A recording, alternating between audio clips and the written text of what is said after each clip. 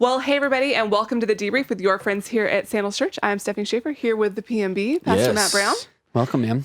And the John PMB on board. O'Neill. Yeah, excited to be back. Excited to jump into some of these questions. I was going to ask you where were you, but you were here last week. I was. Yeah, it was a long one. It was a long one. Oh my gosh, my brain was fried. Fried. Yeah. Yes. Yeah, if folks haven't had a chance, it was a really good episode. Yeah. With Tammy in the wing. That was awesome. Oh, yeah. there's I some love really when good Tammy's stuff. on. I like having another girl here. Yeah, that's true. It's fun. A little sisterhood. That's good. She gets pretty stressed about it.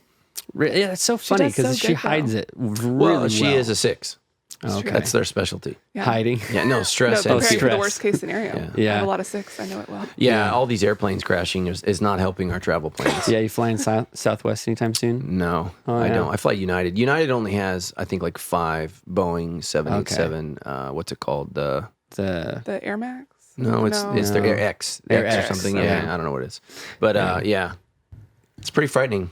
Yeah. You know, it's so interesting because so the assumption is right that I'm making this up, but let's say 90% of all plane crashes are pilot error. So all the technology, what it's done is it's gone to take lot those of the decisions control out of the from them. pilot's hands Right. and to put it in software and computer. And the problem probably with these Boeing 787s is the computer's getting it wrong. Something's malfunctioning. It's a sensor or something. And it's interesting that it's another third world country. And so I think that probably what's happening is the environment of these third world countries, Indonesia, Ethiopia. Yeah. There's I've flown out something. of There's there. something that's happening though to that sensor, and it's causing it to freak out because that same plane has also had altitude problems, and so it's just freaky. But that Yeah. plane's never had any problems here in the No. U.S. None that's been No, reported. and I hate to say it, but I don't hate to say it. U.S. pilots are better. They're always better. So we're just better at. Well, historically, we're better at failing people, and so a lot of other cultures have a hard time failing, and so there's shame that's involved, and so you got a pilot. So like in that Ethiopian airplane crash, the co-pilot had 200 hours experience. That's like Nothing. That's 2 months. yeah. 2 months. Yeah, that's not So when all those alarms are going off, he's about as much help as the 3 of us together. Yeah. Yeah. Yeah. And unfortunately, they weren't very high, so they don't have much time to figure it out. No, Yeah. and that's usually where it all goes wrong. Yeah. I've flown out of there. It's dicey. Yeah. Yeah. It's not as bad as a dirt landing strip though. Yeah. But still pretty gnarly. Oh yeah, you grew up with that, huh? It's awful. Yeah. Yeah, man. So this last week, we kept the 10 reasons going and hit on a big one of murder. And you had a lot to obviously say about that. I thought it was awesome. Good points, man. We had such a good conversation last night in our small group. Oh, yeah? So good. Did you guys play Clue? No. We should have. That would have been good. It was the butler. It was. in the living room with the rope. In the study. In the study. Yeah, it's All of our millennials are like, what? What are you talking about? Dude, children of the 80s. Google Clue. it. Yeah. Oh, it Google was it. so good. It's It's so coming much back Clue. though. Have you seen those classic board games? I've been wanting to collect them for my kids when they get a little bit older. Yeah. It's like the classic Clue, classic Monopoly, the original look of it. It's pretty sweet. Yeah. It's a lot of fun. I geek out on that. That's pretty Yeah, I fun. liked it. Yeah, board games. But yeah, we had a lot of great questions coming in. But wanted to get your thoughts on a couple of things. Why don't you kick us off, Yeah. Stephanie? So one of the things you mentioned in your sermon this weekend is just super tied in with what is going on in culture right now. You talked about, when we talk about murder, one of the things, like we're called to protect life, especially Yeah, with our sure. actions. And you talked about the unborn, and we've got a lot of stuff going on with laws that have changed in New York Right, for late-term abortions, things like that. And actually, I was talking to some of the girls at Riverside Life Services, one of the pregnancy clinics over here, that actually the same laws in New Mexico, a lot closer to us that I wasn't aware of. But can you talk about how? Because I know a lot of my Christian friends are freaking out about this. Like, Right. what do we do? Like, do we like picketing and all this? Like, Yeah. how can and should Christians respond to things like this when it comes to abortion law, Sure. life of the unborn, all of that? Well, unfortunately, abortion is a political ping pong. And so what that means is, the right conservatives use it to rally their base and to get people fired up. And we need to be aware of that. The left does the same things, with immigration and issues like that. And so it's really important, especially in the age of social media, that we take a step back. You actually forwarded me the article where I had to, it was boring, but thank you. Yeah. I had to read to the whole thing in New York, what it actually means. Yeah. And, obviously I'm against abortion. And I think the church's mistake has been in trying to change the law. And what we need to do is, I actually watched a special needs kid say this on the internet somewhere. He said, I don't want to make abortion illegal. He said, I want to make it unthinkable. And so what we need to do is just really encourage people of the preciousness of life. And so the challenge with abortion, I tend to be libertarian in the way that I view. And so what that is I want as much freedom as possible with as little government intervention as possible. That's a challenge with the left and the right, because they flip-flop all over the place on this stuff. Like the left doesn't want government in the doctor's office, but they want government, everywhere else, and, they want women to have choice with their, reproductive rights, but they want single-payer health care. I'm always just like, I'm baffled at the logic or lack thereof of political positions. And really what it is, it's just their bases. They've started out principled, both the left and the right, and then they've been held hostage by their political bases and chosen sides. And so, as far as I can tell, reading the law, and, maybe somebody's going to write in and tell me I'm wrong, but infanticide, how do you say that? Killing a child that's born is still illegal. It's not legal. Right. And I think that's initially what caught my attention is, hey, we're going to have a baby that's born if some abortion is botched, and then they're not going to try to save the life of the child. As far as I can tell from my reading of the New York statute, that is not true. So having said that, abortion is terrible. It's wrong. It kills the child and it wounds the woman. And nobody's honest about that. Nobody talks about that. Women in our church, who've had an abortion 20, 30 years ago, they still remember birthdays. Like it still is connected to them, because here's the reality. Is your body is bonding with that child the moment that it's created. So the moment the sperm hits the egg, right, there's a chemical reaction, and I believe there's a spiritual connection that's taking place between the woman and the child. And so whether you abort that baby at 1 week or 1 month, or and I believe that it's still, I think within the first, I don't know, I can't remember. I should remember all the details. I think it's the first 21. Yeah, that was part of the law that is changing, but. Essentially, it's up to 20 weeks is what is considered. They're changing the terms on what is considered late term. That's what's being adjusted. But right. And so as I read it, it seemed to indicate that if there's no the baby's not going to make, or the baby's deceased, that they can do this, that they can do an abortion late term in that thing. And for that, we've had parents in our church give birth to stillborns, and man, it is a lot. There's a lot of grieving that takes place. I mean, here you are. Think about labor. You went through labor knowing that the fetus is not going to make it, the child's not going to make it, or is already dead. Right. And we've had that at our church. And so, while I think it's the right decision, I still have seen how difficult it is on the mom, on the dad to go through that extraordinarily difficult process. The beautiful side of it, if there is any beauty in that death, is they get to hold the baby, name the baby. There is kind of, I think, some closure, whereas with abortion, I don't want to be gross, but they're cutting your child up and sucking him out. And there's no holding, there's no seeing, there's no... and I think it's important that we grieve by seeing people that are dead. My mom, and I love my mom, but, when her dad died, I got to see my grandpa Lawrence. I got to see him in his casket. I got to touch him. I got to say goodbye to him. And there was closure in that. When my grandmother died, my mom and her brother made the decision to, have her buried before we got there. So we had a memorial service, but I would have liked to have touched my grandma, even though she was dead. I would have liked to have held her hand, because I think that's important to say goodbye. And it actually helps with the grieving process to say goodbye.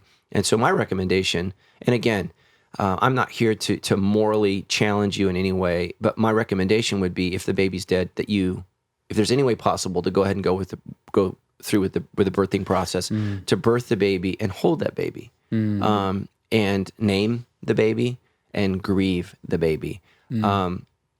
I just think that that's really, really important. And in the healing process, I'm not a shrink, I'm not a counselor. That's just my personal experience, that it's beneficial. And I think that's one of the reasons we have such a problem with death in our society, is because, even like 100 years ago, let's say, grandpa or dad died. The body stays in the home. Right. The family comes over, we help clean it, we get it ready, which now we'd all be like, gross. And what we're doing is, I mean, think about our modern society. Let's say my wife dies. The most precious and important person in my life is now in the hands of somebody else who bathes her, who clothes her, who puts makeup on her, who dresses her. You know, I'm not involved in that process at all. And I don't like that. You know, I've never thought about that. I love her, you know, even in death, I'll still love her. And for most of history, right, you got to be a part of that process, regardless of what it was, whether you buried them or you burned them or whatever it is that you did. You know, we have a picture of one of Tammy's uncles, great uncles. He was condemned to die by the territory of Phoenix for some crimes he committed against settlers coming. And it's called the Mormon Massacre, but her great uncle was actually a part of that. And he was the only Mormon leader that died for it. But we have a picture of him smoking his cigar, sitting on his casket, and in the next picture, he's in his casket. Whoa. Yeah, they shot him, and then they put him in his box. So he's literally sitting on his box, smoking his cigar, and then... That's hardcore. Yeah. Wow. Well, the Wild West. Yeah. You know, and... but the family got to be a part of that, you know, be there, and he admitted to, just so you know, he admitted to being a part of that and doing whatever he did. But there's actually a movie about it. It's called like September something. Huh. Yeah. Anyway, so yeah. Well, so in that, because we were talking about that, and sort of what that looks like to stand up for what is right. And we talked about that in our words, and when people are being slandered or gossiped about, how we stand up for what is right and for truth, and that our words would bring life. What have you seen in some of the most effective ways in this conversation? How can Christians stand up for the unborn in situations like this? Yeah, I think the reality is right? You know, the truth is on our side. Educate women. You know, it's why Planned Parenthood doesn't show ultrasounds. I mean, that's just the reality, because when a woman sees the baby in her stomach, she is less likely, extraordinarily less likely to kill the child when she sees it. And so I think those are things that we, you know, I think that we can advocate for. We can advocate as Christians that the woman has all the information about her body, about what's happening. And then, you know, again, there's two evils involved with abortion. One is, right, a woman taking the life of a child. The other is a government, right, telling a woman what to do with her body. And so we have these two evils that are connected. And I feel like even an extra one, because I feel like a lot of probably women in the church are like fearing the shame that would come from being not married and pregnant outside of marriage and all that. And just so you know, it is a harder way to go. And so what we need to do is we need to make sure as an organization we're not shaming them. Like you don't fix sin with sin. Right. And just so you know, that's exactly what David tried to do, right? Yeah. David commits adultery and he tries to cover it up with having Uriah sleep with his wife. That doesn't work. So back then, you know, he couldn't do an abortion without harming Bathsheba. They've had abortions throughout most of history. I mean, it's just a tragic part of human life. Right. But he kills the dad. Like so don't make someone die to cover up your mistake or your sin. And so I just think that that's just really, really important, that the best thing to do when we sin is to repent to God and immediately go to what's right. And what's right, especially if you call yourself a Christian, is to not abort the child. Right. But I mean, I'm telling you, like I have counseled women on a Sunday to save the life of the child, and they aborted it on Tuesday. And it's horrific. It's awful. It, you know, makes me feel like a total failure as a pastor. But ultimately, you know, I still have to try to, in the one case I'm thinking of specifically, she had 3 children, single mom, you know, felt like a 4th child, you know, wouldn't work. She couldn't do that, and so that's why she aborted that child. And I did everything, you know, give us the baby, and ultimately I think she has an unhealthy view of the child, because I encouraged her to bring the child to full term, give it to me, and we'll find somebody at the church to adopt this child. And she literally told me, she said, I can't give my baby away. I'm like, but you can kill it. And so it was just really, really difficult. And at the core of it, again, right, this is what happens in a culture where we have sex outside of marriage. Yeah. And so much of the wackiness in our culture is, the line used to be, you get married, you have sex, and then, right, you work together to manage that process. That's not to say that there weren't problems in that. You know, people got married, they got young, they had difficulties, they were in an abusive relationship. That's all true. But we threw the baby out with the bathwater, literally. And so now we are having sex before we're married. Unwanted children or unexpected children are being born into a situation, 2 children to people who are still in college, to people who are not prepared or ready to financially care for a child. And so the solution is to kill the child, which is just, I mean, it's just terrible. And yet so many young people find themselves in that situation because they didn't listen to God in the first place about his design for sex. And it's just sad. And so that's the thing is, guys, the further we get away from God's truth, the closer we get to literally the harm of evil. And that's what's happening in our culture is we're rejecting so much of what God has to say. And the 10 Commandments are really principles to live by. They're not going to save your soul, but they're going to save your life. They're going to bless your life. They're going to direct your life. And so we literally have, and that's why, you know, think about this whole what's acceptable on college campuses. Right. Well, the reason that we have to have that now is because historically, you know, guys were chivalrous, you know, maintained healthy distance. You know, we didn't, there wasn't a date rape culture. You know, men were very, very careful. And the goal was like, I'm going to be with this woman and I'm going to do everything I can to woo her. And then we're going to have sex when we get married. Well, you get rid of that. And now we have, so what have college campuses said? You can have sex anytime, anywhere, with anyone you choose. It's gotten out of control. And now we're trying to create all these boundaries where literally you have to ask a person to dance. Can we continue dancing? Can I put my hands on your shoulder or my hands on your waist, hands on your butt? You know, like we're like we have to create literally 10,000 rules because we got rid of the one rule that says, hey guys, don't have sex until you get married. Dating is, you know, courting is really figuring out, are you compatible? Do you have the same moral beliefs? Are you headed in the same direction? And is this someone, you know, because what sex does is it blinds us to the person that we're really with. It connects us in a way where it's harder to get unconnected. And and especially ladies, you need to know this. Guys don't feel that way. Guys can have sex. Guys have a lot lower standard of what they'll have sex with. That's just the truth. And so women, it's another, when we get into the whole gender lie thing, is that all men and women are having sex for the same reason is just not true. It's just not true, and it's not helpful. So abortion really is, it really goes back to the commandment on adultery. Thou shalt not have sex outside of marriage. And so that's the problem. Because, you know, Tammy and I were talking, you know, I'll be 50 years old here in a couple years. And, you know, what would happen if we got pregnant? Well, it wouldn't be planned, but we're not going to kill the kid. Like we're going to, okay, life looks a lot different than what we thought. And we're going to be grandparents and parents at the same time. We'll have play dates. It's fine. Yeah, we'll have play dates. We'll set up play dates with our children and their children. And so, you know, you're going to do that. You know, I think that it's important though, you know, specifically women need to know that, you know, there are instances where abortion, I think, would be acceptable. Like if the mother's life is in danger, particularly if there are other children at home. So let's say you have, you know, 3 or 4 kids and there's something that's going on where, and you know, I would get, I would consult with your church and with, you know, multiple doctors to find out literally if something's wrong here.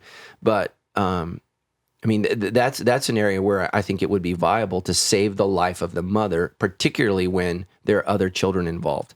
But moms, you know, make the decisions oftentimes. Like, for example, let's say you have cancer and you have a child. Mothers choose not to do cancer treatment to give birth to the child. Mom dies, child is born. And I think that's noble. And that's good, right, and true. I just think for me, as the dad, I have a responsibility not only to the unborn child in my home, but I also have a responsibility to the children in my home, and I have to take all of that into consideration. I mean, that's the challenge of leadership, and unfortunately, in life, we find ourselves in extraordinarily difficult positions. And as Christians, we got to be so careful not to enter into these discussions where they bait us. You know, where are you against abortion in cases of, you know, incest and rape and all of this other stuff? And it's like, look, man, I just want to prevent the death of the child. That's what I'm for. And so we get into these arguments where we look like fools and we look extraordinarily, you know, stupid. And we just need to say, look, I want to lower abortions. I want to do whatever I can to enhance the value of human life. and every life is precious, and we need to do whatever we can to uphold that. But the church gets itself in these positions. Like, for example, Catholics. The Catholic stance on birth control destroys third world countries. It destroys them. So you got these women that can't feed the kid they have, and they're literally popping out kid after kid after kid after kid.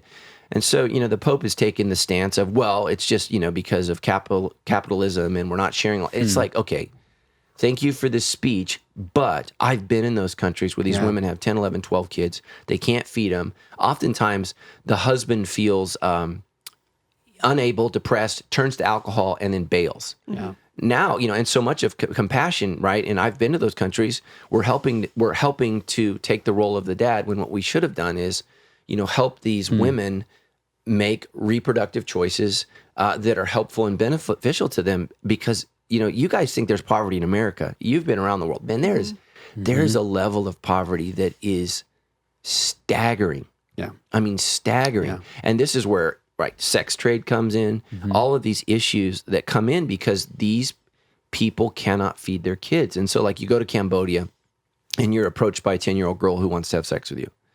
Well, you just think, well, what kind of parent? Well, you and I are in a completely different scenario where the parents are willing to sacrifice the sexual purity of this kid because she's going to make money that are then going to feed the other 10 or 12 kids who are at home. And we just got to be really, really careful that we don't judge the world from our perspective, that we try to understand how to holistically help people and come where they are. And legalism is so dangerous. Like, we just get stuck on a position, right? Think about the woman caught in the act of adultery, because I'm sure we have a lot of pro-life women that are very upset what I've said. Look, they said the law says a man and a woman caught in the act of adultery, they must be put to death. Jesus chooses not to kill her in that instance. Because he's making an assessment of the specific situation. And so what we want as Christians is as much freedom as possible to not sound stupid and like, Woodboro Baptist Church, right? I'm just like, good Lord. Try to think in the individual situation and give individual counsel. And that's what Jesus does in John 8. Yeah. Because where's the dude? Yeah. It says they were caught in the act of adultery. Two people are having sex. They were caught. What happened to the guy? Where's the guy? Well, they're not interested in him. They're interested in her. And Jesus gives grace to a woman caught in an offense. And for her to be caught in the act of adultery, a lot of people don't realize this. It means she's a married woman. That's what a lot of people don't understand. It's not a man having sex with a woman who is single or a prostitute. This woman is married in the act of adultery. The specific nature of the law of Moses is not two people having sex outside of marriage, because the law of Moses actually states then that man should have married her. Because if you act towards a virgin in an unbecoming way, that man must pay the bride price or marry her. Right. Even if he's already married. And that's a whole nother, right? Your mind just blows. Right. But again, so much of the law is because we're idiots. And I'm trying not to say that word, forgive me, Lord, but because we're clueless, because we're sinners. And so Jesus is giving extraordinary grace, because here's a married woman. And think about her life. You don't think that's getting back to her husband. Like, I mean, dude, the whole thing is just, we read it with our current culture and social views, but specifically the law they're talking about is a married woman and a married man is having sex. And so Moses requires that they both be killed. Yeah. So I know I've probably just blown your guys' minds, and some people are like, oh my gosh, I've been robbed all these years when I read John 7:53, or is it 7:53 through 8:14 or whatever it is? Yeah. Woman caught in adultery. So here's what I would say: abortion is wrong. It's terrible. It's awful. But we have many women in our church who have committed that, and so it's a grievous sin. It's a terrible sin. It's probably one of the worst sins that you could commit. Because a mother's responsibility is to protect the life of her children. That's her responsibility. That's the way God's made her. That's where I said, we talked about anger. Mama bear, you got to be mama bear, and you've got to defend your child. And it violates so much of who a mother is, and it's a grievous sin. But having said that, there's grace, there's forgiveness, with repentance, and but we still have a dead kid. So Yeah, it doesn't change that. no. Yeah. Well, there's some good questions related to culturally speaking, because so much of that is even in the conversation of the laws in New York, kind of redefining terms. What does this actually mean? This first question, I think it's a great one. It lines up a lot with that of sort of the difference between murder and killing, and what are the differences there. Yeah. This is an anonymous question. It says, "I'm a local police officer. In the course of my duties, I've had to take a human life. What is your opinion on the matter of biblical perspective of my line of work or military line of work?" Yeah, absolutely. So the Hebrew word there is murder, and so that's why I actually chose a passage that says, "Thou shalt not murder." Right. So and it shouldn't be translated kill. What it means is you should not take moral retribution on your own and enact vengeance. There are things in the Bible to where a person's life can be forfeit because they took a life. And so it goes through that. And so the example that I gave on Sunday was if you have an animal that repeatedly and continually kills somebody, both the animal and you have to die. And so like even in our laws, right, there's first degree murder. So it means you pre-planned, you thought it out, and then you enacted it. And so there has to be forethought. Right. And that's important. So first degree murder in the United States, not in California, but in many states or federal crimes, you can be put to death for first degree murder. Second degree murder is, there can be some forethought, but it's a lesser degree. Something happened, you went to confront a person, or you killed a person. It's a lesser degree, but it's still, I don't believe that in any state, second degree murder gets you the death penalty, and I don't know all 50 states. Right. But each state has their own laws and can interpret that the way that they want, which, by the way, is protected in the Constitution. States can govern themselves differently, which nobody knows today because nobody studies government. It drives me crazy. I pledge allegiance to the flag of the United States. Do you know the rest? Of America, to the republic, To the To the republic for which it stands. We're actually not a democracy. We're not a democracy. Nobody knows that. So it's just ridiculous. And it's because the founding fathers were worried about gang rule. That's one of their concerns, right? We don't like the king, but we also don't like the mob. So, and now, everybody else is going to lose their minds on that. So we'll just call this the hot potato session. That's good. But so each state has its own laws. But so specifically, so there's first degree murder, there's second degree murder, then I think there's two other degrees. So there's manslaughter. There's two types of manslaughter. Voluntary, involuntary. Yeah, voluntary and involuntary. And so so like involuntary manslaughter would be, I got my car, I drank, I know I'm not supposed to do that. I drive and I kill somebody. You're still responsible and liable for the person's life. Voluntary manslaughter is I go to the bar to confront the man who's sleeping with my wife. My intent is not to kill him. My intent is to confront him. And in the confrontation, a fight ensues and a person is killed. So the intent was to fight, not to kill, and somebody died. But you voluntarily went there to confront, and you did it. And so it's considered a higher crime than involuntary manslaughter. So, but they also include crime of passions in that. So like there are times where you can go nuts. Like if you come home and you find your spouse in bed with somebody else and you just lose it and kill them. Well, you didn't plan that. I mean, you were coming home to bring flowers and you just, so the law does, most law does take into account you go nuts sometimes and you do things that you wouldn't normally think. It's still wrong, but it's literally not pre-planning. I'm going to kill my husband or my husband. I can't have a husband. Well, I guess I can now, but I don't. I have a wife. That's a different show. Yeah, it's a different show. If I pre-plan Tammy's death, right? Like that's a serious offense. Yeah. Specifically, for inheritance or money or whatever else. It's just hideous.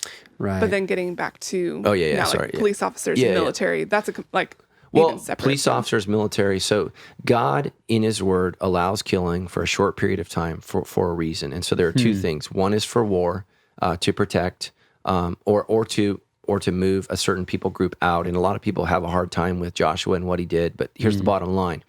The people in the land of Israel at that time, the Holy Land, were doing extraordinarily evil things, specifically worshiping erect penises, vaginas, breasts, and, oh, by the way, they sacrificed their children to Molech. So those are the things God says that's offensive. I want all of that driven out. And so the people of Israel are called to do that, to cleanse the land. And so people find that offensive. It's terrible. Here's what God's saying. Look, you humans, be as screwed up as you want in 99.9999999% of the earth. In this area, the land of Israel is literally the Garden of Eden. I mean, that's what it is. It's the place with which human beings are going to start worshiping God again the right way and connecting with him on that because that's his heart. And again, so that's why he calls Abraham right back to the land. So you've been out in the world.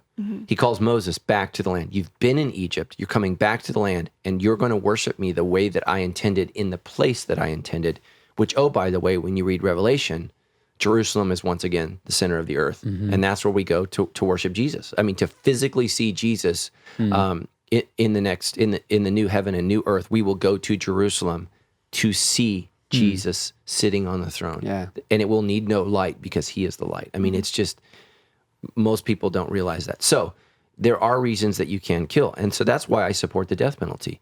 And again, that's why I'm so confused in our culture. You can kill an infant who's done nothing wrong, but simply be untimely born. But you can't kill somebody who's been a terrorist, who's been this, who's been that, and been that. So, and here's what I would say. I think a lot of well-meaning Christians are against the death penalty. And here's what God's concern is. You don't, on your own, enact revenge. God is against vigilante justice. What you have to do is you have to bring the case to non-biased people who look at it and say, yes, we are certain that this is what happened. And then the community enacts justice because the killing of a human life is against everyone. And literally in Genesis 9, those who spill the blood of a man, their blood also must be spilled. It's laid out. And so literally people who, and so, okay, well, Jesus changed that, absolutely. But Jesus also subjected himself to capital punishment. Yeah. I mean, it's the way that he redeemed us is he didn't say, I protest, as he was dying. Yeah. And just so you know, Paul died that way. I mean, Paul also died capital punishment. A lot of the early apostles died that way. Christians were being slaughtered. And Paul, this is what's so interesting. Paul, who ultimately dies at the hands of the Romans, says that all government's purpose is to enact justice on earth. So, right? He dies in an unjust manner against government, but he recognizes the God-given authority of government to enact punishment on people. And so there was a time, I think, where we got a lot of people wrong. And so that's just sad. We've put to death the wrong person. Now with genetics, with genetic testing, it is much easier to go beyond reasonable doubt. And so what people don't understand, reasonable doubt doesn't mean I don't like the death penalty or I don't believe in the death penalty. What it means is no reasonable person would think this person is innocent. There's no evidence. There's no evidence to suggest that this person is not guilty. The problem is we have a lot of people who fundamentally don't believe in the death penalty, and they attack that whole system. And then what drives me crazy is they say, well, the death penalty is not economically advantageous. Well, it would be if you guys weren't constantly, drawing this out for years upon years. I mean, the truth is, if somebody kills my wife, it's first-degree murder. They plan it. I'll probably die before they ever would for what they did. It's just the whole system is just ridiculous. And again, what especially to my liberal friends, and typically liberals don't believe in the death penalty. Classic liberalism says, which I love classic liberalism, who am I to impose my views upon you? And yet, classic liberalism historically has done that. The death penalty is wrong. And what you're saying is, my personal morality on the issue of the death penalty supersedes your right as a family to have justice. And this is what I think you're seeing a lot in our culture is people don't believe in the justice system. And so they enact and especially like with the Black Lives Matter movement, what are they saying? We're not receiving justice.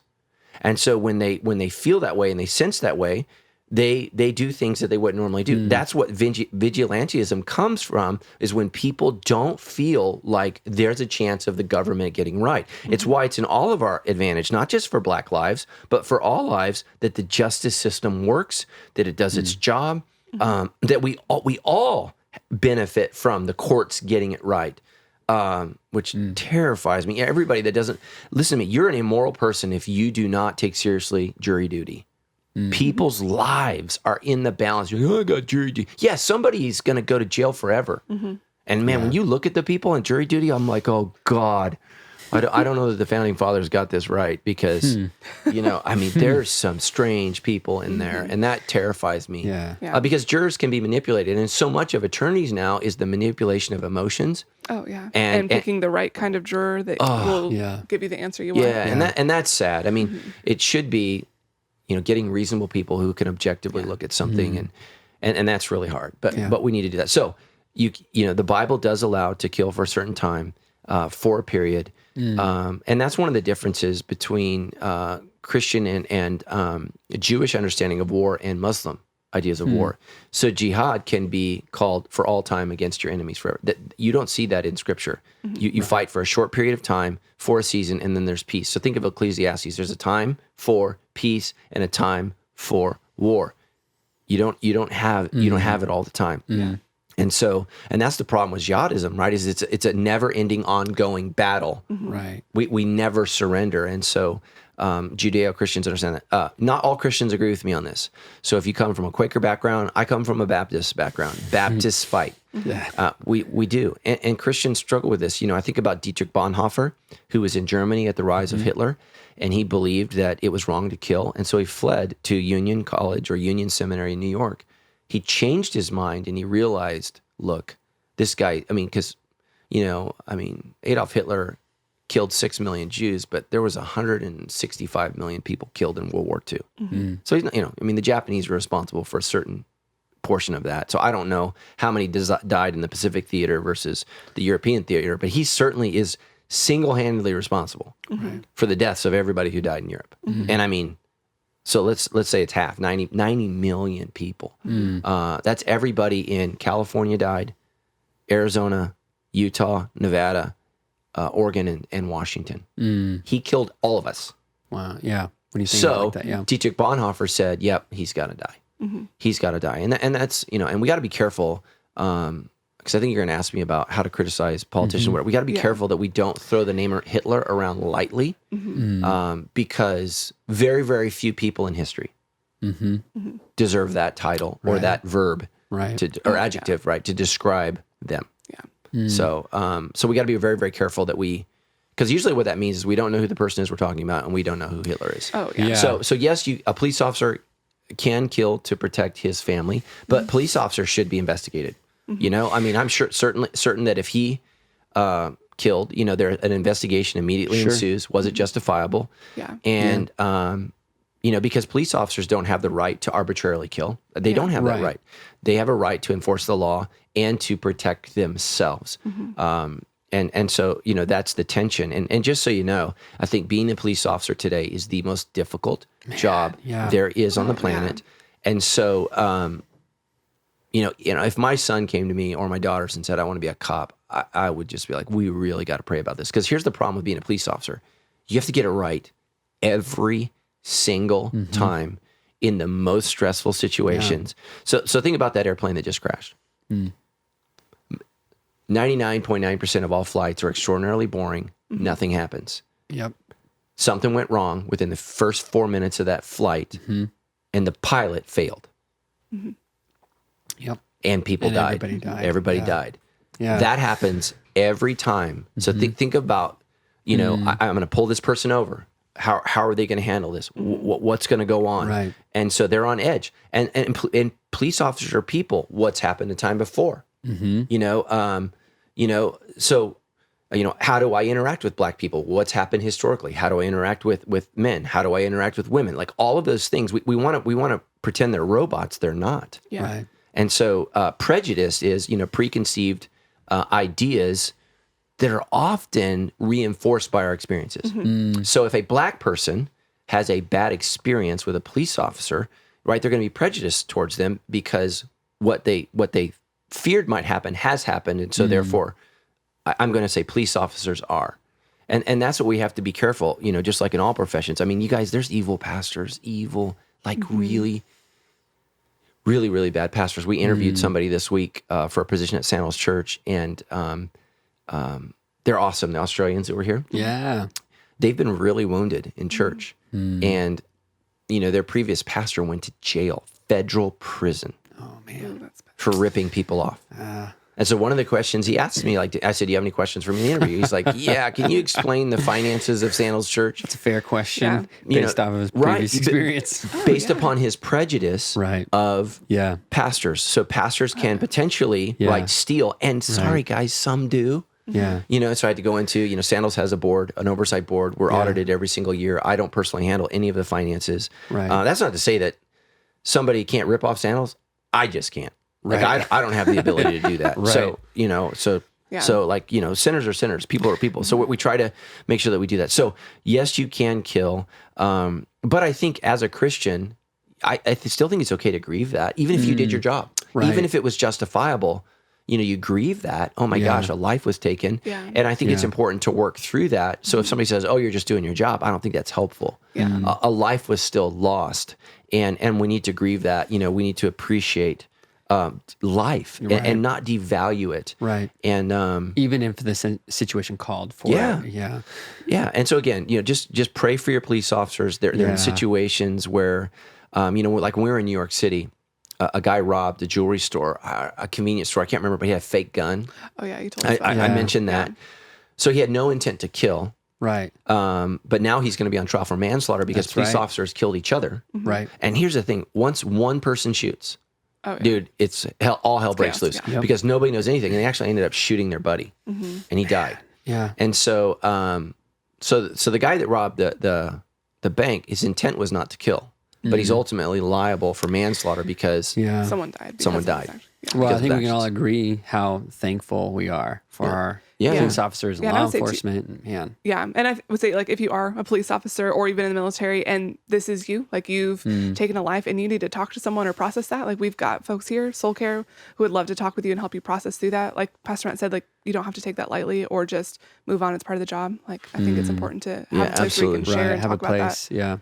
Yeah. So. This weekend you talked a lot about anger and talked like how you tied a lot of that in where, maybe a lot of us have never physically killed somebody or maybe in our lifetime will be a part of that. Maybe one of the other things of stealing or something. Yeah. But with this, I like how you tied that in and you brought up a couple of good things. There's some questions based off of that. This question says, how does undealt with anger give a foothold to the devil? What exactly is a foothold? And then kind of the second part is letting the sun go down on your anger, literal or figurative? Right. So, okay. So a foothold is literally like, think of a windowsill. So if you're hanging out the window, you can put your hands and hold onto the ledge. That's literally what a foothold means. And so a rock climber that's going up, somewhere over like Mount Rubidoux or Joshua Tree, you're looking for a foothold. You're looking for a place to put you're looking for leverage where you can literally put your weight on that and hold yourself up. And so that's what the devil is looking for all of our lives. He's looking for a place where he can leverage his weight on us. And think about that. So that's what it means. And so anger is a way. The devil, just like God, why is repentance and faith in Jesus so important? You have to give God permission. Think about this. Almighty God who spoke and the heavens came into existence. You have to give God permission to come into your life. How do we do that? Through repentance and faith in Jesus Christ.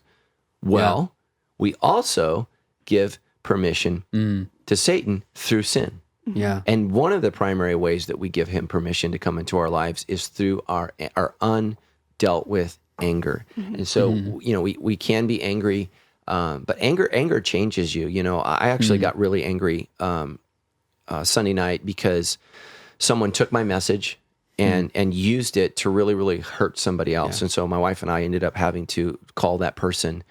And it was just so sad, a message on slander and gossip. Somebody in our church thought it would be a good idea to gossip and slander. And it was just really, really terrible. I was so angry. I literally had diarrhea the next day. It affected me physically. Yeah. And I was just, I was tired. It was time change Sunday. I was so angry. I think angry at myself because my message got my wife, in trouble. Right. I was angry at, the person. I mean, I was really, really upset. That's not healthy for me. And so I didn't deal with it until, the next day at noon. I met with Claude for lunch. I said, man, I'm so angry. And I just shared, and I had to get it out. And instantaneously, I felt better. And he literally said, he goes, well, what can I do to help you? I said, you already did. You listened. And so that's what we need to do. And that's why you got to talk it out. You literally got to say, I'm so angry. Now, there might be a moment where you say, okay, we're so angry, we can't talk about this right now. So here's what you do. You say Steph and I are married. Steph, I'm so ticked at you right now. And obviously, you're very upset with me. Let's pray and ask God for permission to table this until we're both chill. And we literally would say, God, help us to not give the devil permission. Right. We're upset and we're angry, but we're committing to handle this in the morning when we're rested, when we're not at our wits' end, and we've had a moment to cool off. But we're going to deal with this, and we don't want the devil to deal with us. Right. And let me just tell you, you want to end a fight, start praying. It is so hard. I mean, I'm just curious. The next time some of you are just livid, just start praying. Get on your knees and you're going to laugh. That your anger is because the devil's going to run from you. Wow. He's going to run because you've just chosen the most powerful weapon on earth, and the devil wants nothing to do with that. He's going to go pick up on an idiot, that's like, I'm going to hold this not in. willing to, willing to hold it in. So there are times when you're tired, you're exhausted. There are moments when emotions are too high to talk about what's going on. Yeah. And we talked about that in our small group last night. Is it literal? Don't let the sun go down on your anger, giving a foothold to the devil. Yes, I think it's literal.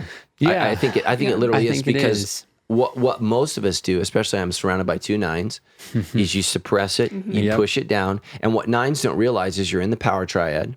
You're in the gut triad, which means you go by instinct, which at some point, really gut means animal instinct. At some point, you guys are going to go mama bear and papa bear. I like that. And it's coming out. And it's going to be, going to be ugly, but with 9s, it might not be overtly, but it can be subversive. Yeah.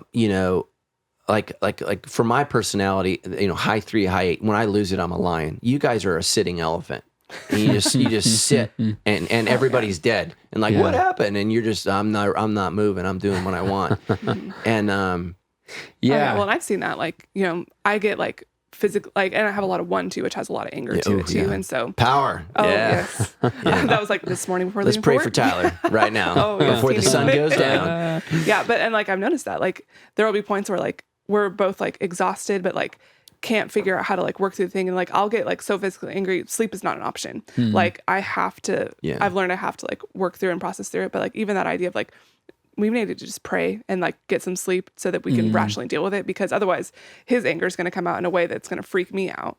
And so we've had to learn that of like, what does that look like to deal with our anger in the moment, take care of it, not let it like overcome everything, but also not let it just stew all night. Because with me, it'll just, then I start, that like gut instinct comes in. I'm like, well, like I'm righteously angry because everything you did is completely wrong. I have no fault in this at all. Like, and it starts to seep into my mind. And I think it does. I've seen how it gives the devil a foothold, and it can take a lot I to undo. And just so you guys know, this is why people who fall in love, think about it. We live in a culture where you get to pick your spouse. I love this person. I can't imagine life without them. And then you hate each other and you're divorced. And kids didn't help, nothing helped. And it's because you allowed the devil a foothold. And so many people, especially 9s, don't want to risk the relationship, so they don't talk about it. You got high 1, so you got, your anger gives you a little momentum there to bring that up. But if you don't deal with your anger, it will deal with you. It will deal with your marriage. And so you have to talk about, what's going on. And, just understanding, one of Tammy and I's most ridiculous fights, she likes to move furniture around.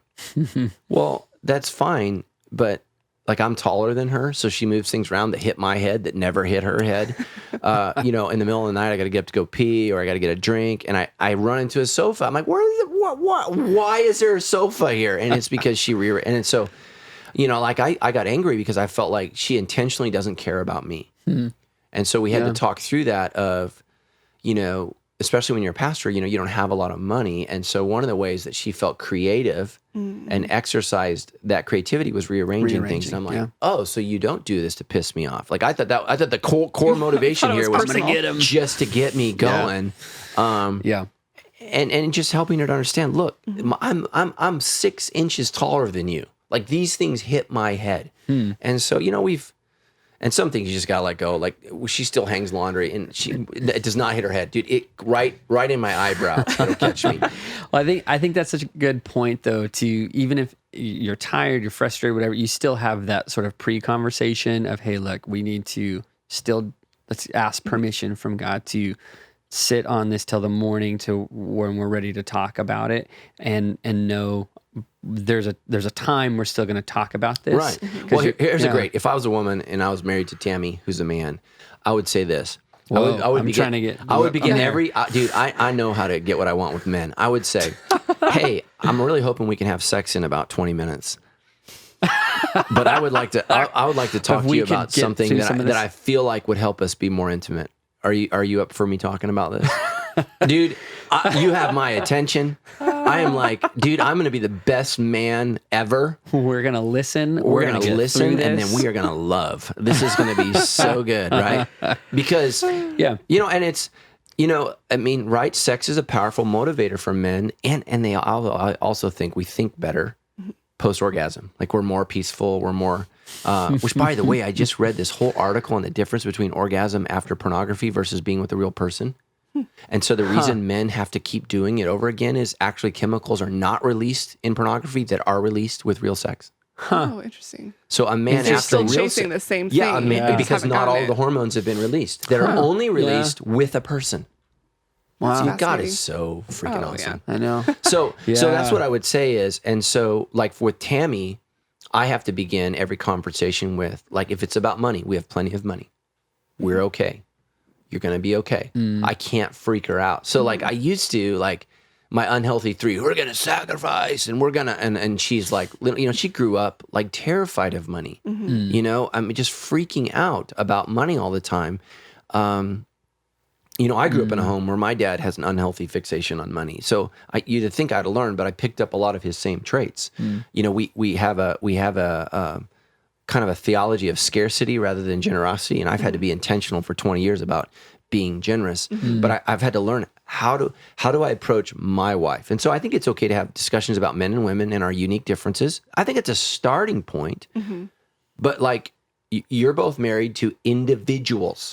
And so you need to not just know the gender differences, but you need to know the personality differences and how to talk about what's really frustrating you because, Tammy and I, neither of you have this, but Tammy and I have to work together. So it's important that my wife and I used to. Okay. So it's important that, especially, in the workplace, that she's respectful to me, that she's not disrespectful to me in the workplace because I'm the boss. Yeah. Now in the home, she can have a different tone and, different whatever. Sure. And so, that's good about being declarative because that's a big part, I think, of my journey as well as a 9, because I would rationalize. We talked about this in our small group last night with other 9s in our group. We would rationalize, well, I get it why they said that, and that's probably, it's actually my fault because I brought that out of them, and so why don't I just shelve that? And I shouldn't be angry about it, and then it, festers, and then everything saying you shouldn't be angry doesn't make it go away. Doesn't make it go away. Right. Exactly. And so actually taking this literally and saying, don't let it go, don't let another day go by, deal with it. And so one of the problems with a child-centered culture, so we're going to get into it next week, honor your father and mother. We're not a mother-father centered culture. We're a child-centered culture. And so here's the problem, especially you, only child. When children grow up being the center of what's happening, they are not prepared for marriage. They don't know how to interact. They don't know how to empathize. They are naturally raised to think about themselves. And that's a problem. That's an extraordinarily problem. And then you interact, no father or a weak father figure, and boundaries are not enforced. Marriage gets really, really odd. I poke fun at Claude all the time because he's an only child. And there are things that, I see, I'm like, hey, But I had a brother I had to share, or we fought it out. I mean, that's just the way it is. And that's the benefit of multi-siblings is, a lot of parents get exhausted that their kids are fighting. That's how they learn. Oh, yeah. That's how they learn. And so That's good. Just know, I mean, every now and then you got siblings that get along great. Well, we didn't get those. We didn't get any of those. Yeah. So I love how you not only talked about murder, so you talked about how our words can kill. And so these last couple questions, I'm really good at that. Are on that topic. I'm a word ninja. So you mentioned we should go to the extent of protecting life with our words, and you talked about gossip and slander and all that. What are some good ways to combat gossip when we see that around us or attempted to engage in that? How do we protect life with our words when it comes to a culture that's surrounding us with gossip all the time? Yeah, so our culture is fascinated with gossip. We love to talk with others about others because we don't know how to be intimate with our friends. And that's the reality. So that's why, you might know more about the Kardashians than you know about your best friend. You'll know all their intimate details rather than learning about your friend and your friend learning about you. So gossip kills intimacy. Grace unlocks it. You mean, right? Hey, here's what happened. Here's what went on. And I just had to have this conversation with my son this week. I'm asking him to get in a relationship with accountability. And I said, if you repeat anything that this person says or does, I'm going to kill you. Now, I don't literally mean that, but I mean, it's going to be... Yeah. Because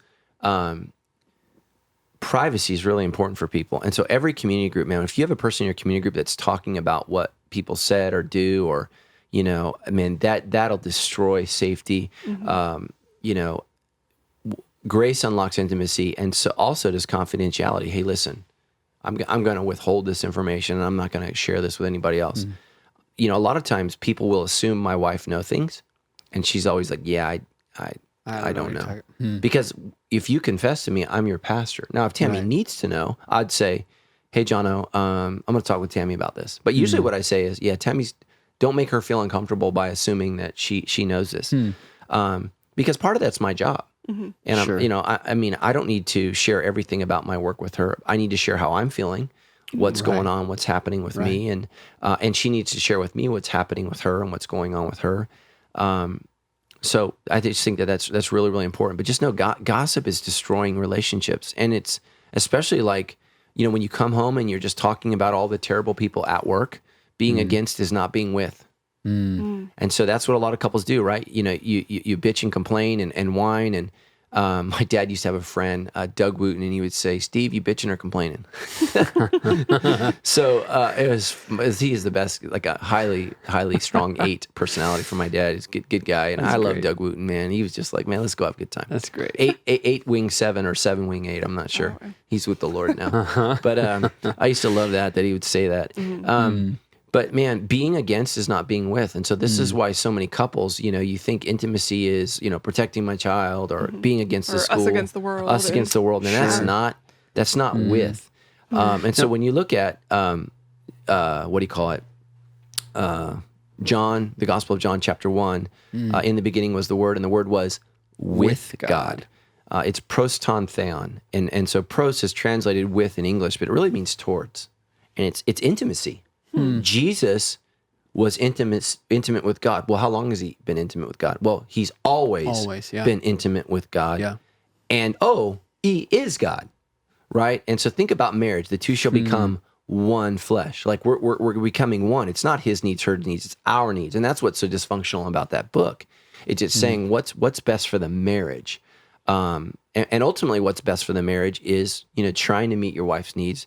Husbands, or wives trying to meet your husband's needs and trying to come together, but it's for the benefit of the marriage. When it's for the benefit of one or the other, man, you're 50-50 and you're fighting. And so I just think gossip is, and just like I said, people who gossip about others will gossip about you. And really what it is it's a lack of relational immaturity, or not. It's not a lack of, it is relational immaturity. Yeah. It's a lack of maturity. And they just haven't grown up learning. And so especially if you're raising girls will grow up, but not grow up mature wise, because they're talking about each other and they're bad mouthing each other. They're not learning to develop friends. Yeah. And especially in an age of Twitter and Facebook and Snapchat, right? And so they're just, gossip is 24/7 now. Right. Whereas in generations past, it could just be, in the moment. So Oh, go ahead. What would you say that, like, for people maybe who are realizing like all of their relationships are Right. built around gossip? They're built around, that false intimacy that I think comes to that. What are some good first steps to Right. start developing real relationships that don't rely on just Talking bad mouthing about other people others. all the time? It's confession, So just say, hey guys, I'm a gossip, and I've gossiped about. Confessing to the people that are in that? Maybe or in your small group, you outside? say, hey guys, I'm not talking about me because I'm talking about others. And that's just the thing. So then nobody knows you. Nobody knows how to minister to you. Nobody has to lead you. When you talk about others, you're not talking about yourself. And I'm not talking about narcissism or self-absorption. I'm talking about here's what's going on with me. Here's, rather than saying, all my friends gossip and people gossip too much and people at Sandals, and Sandals, it may be true. Here's how it affected me.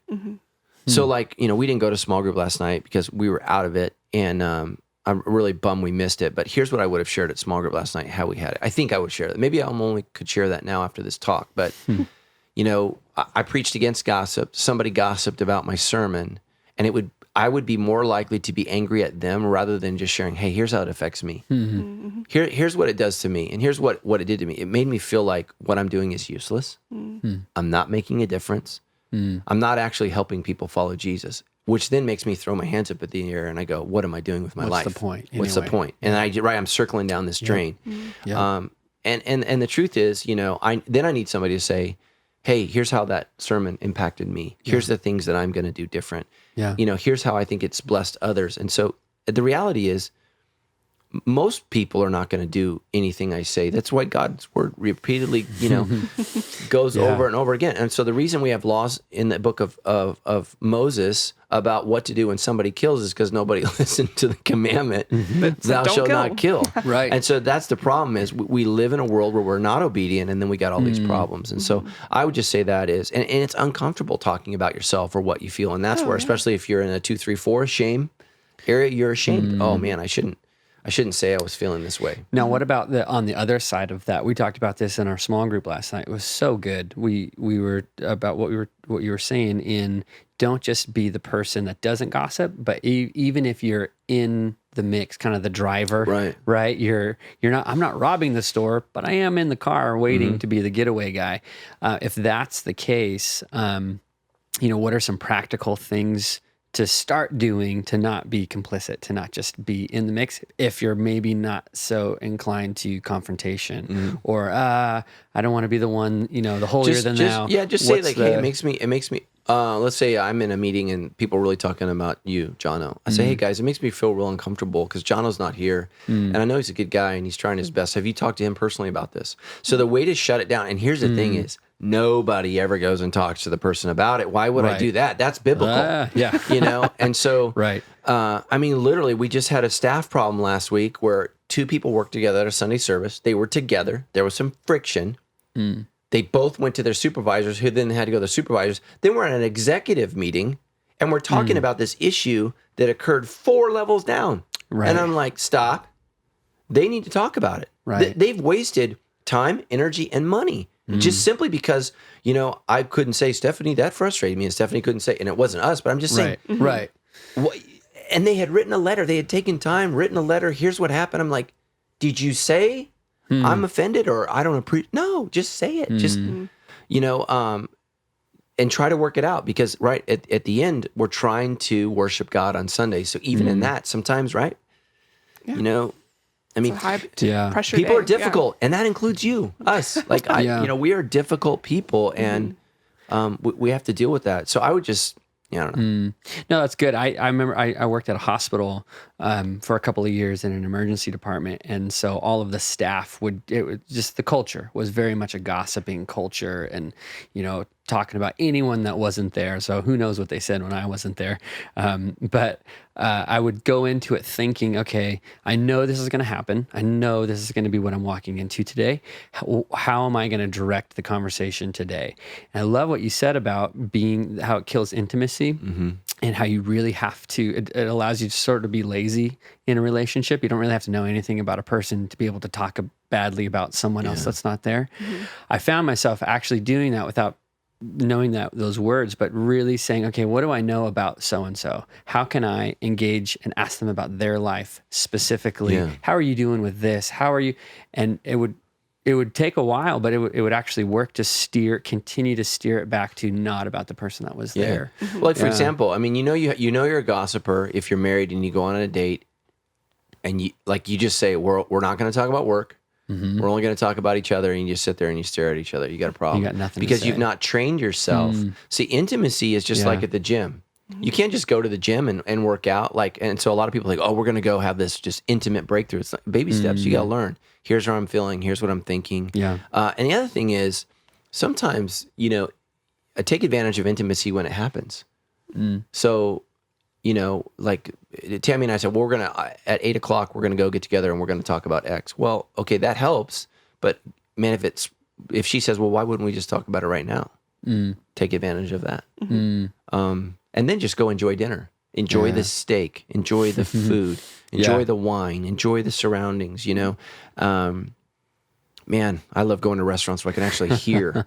So many of our restaurants it's like no wonder every kid has ADHD. It's like, good Lord. Screens everywhere. Oh, man. Can't focus for a second. Yeah. But realizing that because those words do kill, and those words aren't just, oh, it's funny, we're all getting a good laugh, but they actually do injure and kill and hurt, which is exactly what we're talking about. Yeah. And just as we get into gender next week, is I think a lot of women are completely unaccountable for what they say.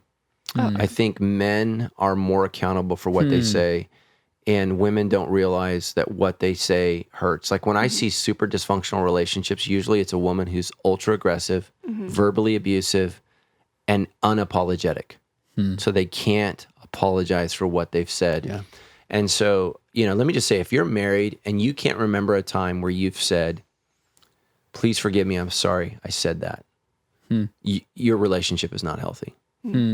That's good. So, guy or girl, if you cannot remember a time in recent memory where you've said, I'm so sorry. I'm starting to think. Please forgive me. Oh, well, dude, like I had to do that this morning because I was real mean before I left somebody. I'm a gifted like sinner. 2 days ago I've had to learn to apologize and I'm married to a high 1, high 6. So I've had to learn to do that. But it's really hard for Tammy to do that. And it's amazing watching her grow in that. And she's becoming healthier, hey, I'm sorry I did that. I'm sorry I said that. I'm sorry that hurt your feelings. Right.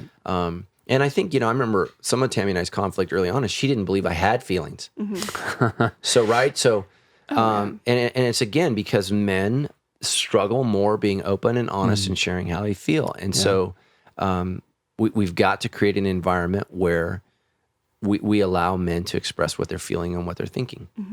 So women are better at it. Typically, though, what women do is they share about what's happening around them rather than in them. Right. And so what your husband needs to know is so you need to know this about your husband is he doesn't have a lot of ability to hang. We were talking about somebody, we were interviewing this pastor and they, we had to question their past, and he had an intimate affair. And I'm like, I don't even know what that means. I'm like, I told our I said, if I ever have an affair, it is not intimate. I mean, and it's not emotional. Like I'm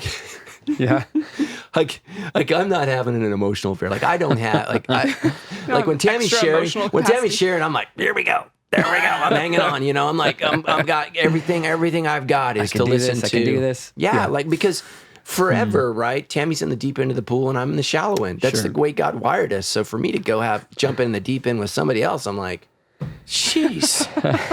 I just told him, I was like, guys, if I ever tell you it's just an emotional affair, I'm lying. Fire me. Yeah. I'm like, I lied. Fire me. That is not true. No, dude. If I go out, it's going out with a bang, man. I'm going to be on the news. Well, that's a good preview for next week. Sorry if I terrified all our 6s. No, it's good. I'm currently not involved in any affairs. Right. No. Yes. Trying to have one with my wife, though. Oh, well, yeah. Good luck. Yeah. Hope it works out. Yeah, that's good. Let me just say this.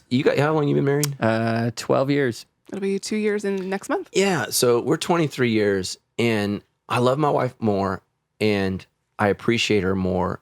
Intimacy's better. Communication is better. Man, life is just so much better with her. And let me just say this. It was really bad for a period of time. Especially right when we first got married, we had to work through a lot of stuff that she wasn't honest with me about during dating, which is helpful. Women oftentimes marry men for their potential and then inform them of. So here's one of the differences. Women assume the guy they're dating will change. The man assumes she won't.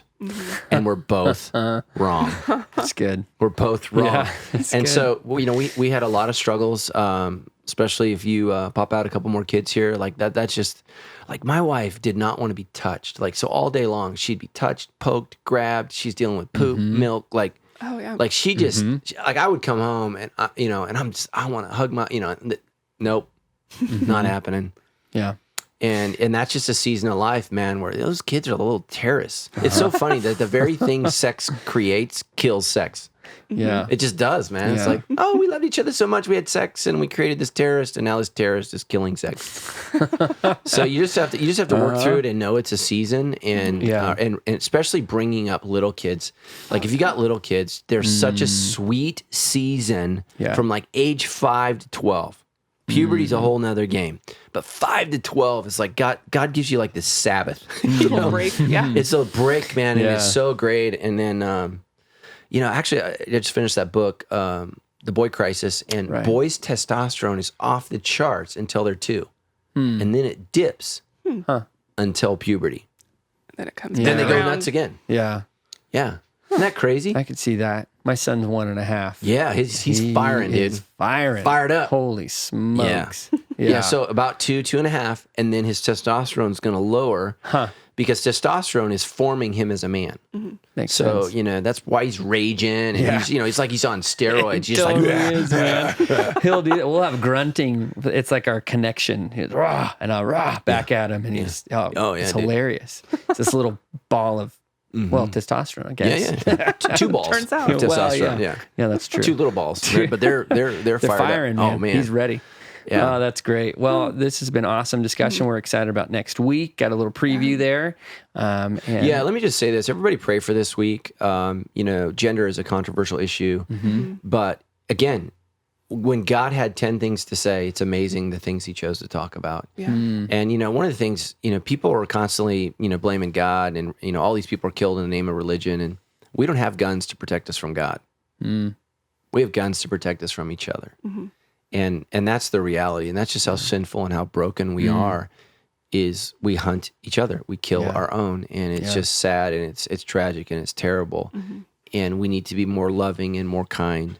And again, thank God for police officers. I'm amazed anybody does it that protect us from violent people. And unfortunately, they are there. I mean, when I was in seminary, we had no classes on raising up security task force at church, and now we have them at every campus. Yeah, because that's the society that we where live we're in. at now. People are mentally unhealthy, overly offended, and they react violently. That's our culture. Yeah. So. Yeah. Awesome. And I wanted to bring back around from our talk at the beginning about abortion. If there are women listening to this show, I know this every time we've talked about this on the show, a lot of our pregnancy counseling centers actually get a lot of spike and stuff saying we heard about them on the debrief. So if you are a woman who is facing an unplanned pregnancy and you're hoping to get some answers on this show, we would love to connect you with some resources. We've got Soul Care here at Sandals Church. Also here in the Riverside area, we've got Riverside Life Services, which is an incredible counseling center that not only helps you through pregnancy and all that, but also the first couple of years of your baby's life too. They're with you the whole way.